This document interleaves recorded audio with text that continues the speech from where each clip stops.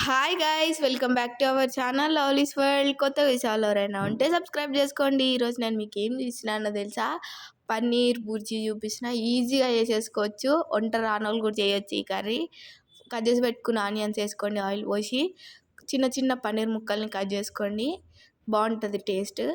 దాంట్లో కొంచెం ఆయిల్ వేసుకోండి, ఆయిల్లో కట్ చేసి పెట్టుకున్న పన్నీర్ ముక్కలు వేసుకొని కొంచెం అల్లం పేస్ట్, కొంచెం కారం, కొంచెం పసుపు, కొంచెం గరం మసాలా, కొంచెం ధనియాల పొడి వేసుకోండి. మంచిగా కలపండి. బాగా 5 మినిట్స్ పక్కన పెట్టండి కలిపి.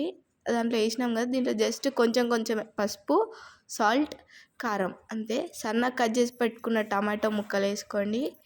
ఆయిల్లో బాగా ఉడకాలి టమాటో ముక్కలు. ఇందాక కలిపి పెట్టుకున్న పన్నీర్ ముక్కలు వేసి మంచిగా కలపండి. ఒక్క 5 మినిట్స్ ఉంచితే చాలు, లో ఫ్లేమ్ పైన. అది కూడా లాస్ట్కి కొంచెం కొత్తిమీర వేసి దించేయడమే. అయిపోయింది మన పన్నీర్ బుర్జీ.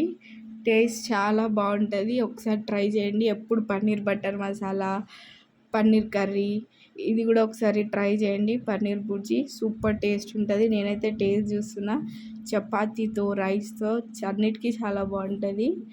టేస్ట్ అయితే సూపర్ వచ్చింది. ఈ వీడియో నచ్చింది అనుకుంటున్నా. ఈ వీడియో నచ్చితే లైక్ చేయండి.